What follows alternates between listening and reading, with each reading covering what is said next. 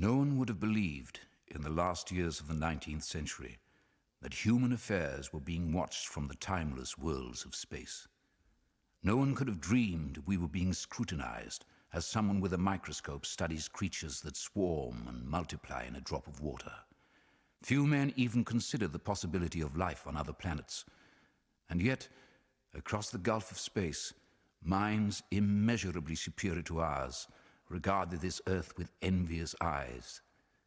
And slowly and surely, they drew their plans against us.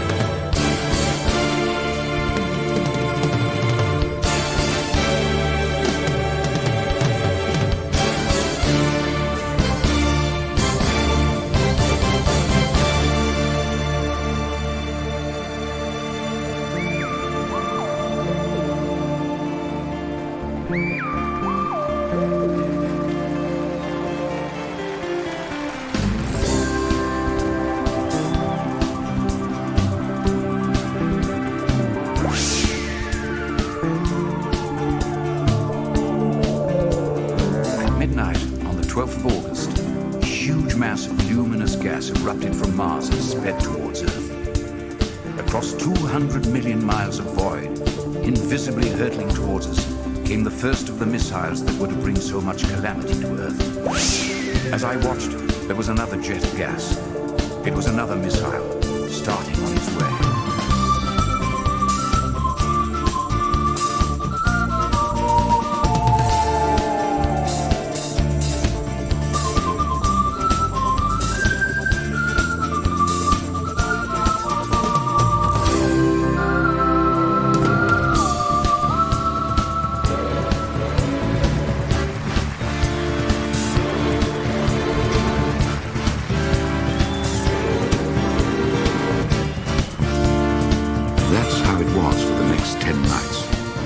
Flare spurting out from Mars, bright green, drawing a green mist behind it.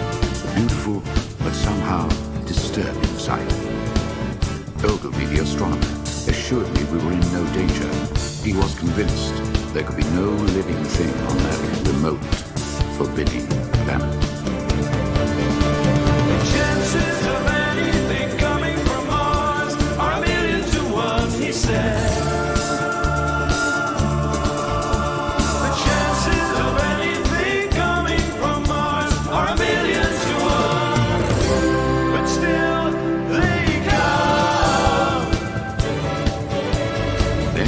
The first missile approached Earth. It was thought to be an ordinary falling star, but next day there was a huge crater in the middle of the comet, and Ogilvy came to examine what lay there. A cylinder, 30 yards across, glowing hot, with faint sounds of movement coming from within. Suddenly the top began moving, rotating, unscrewing, and Ogilvy feared there was a man inside trying to escape.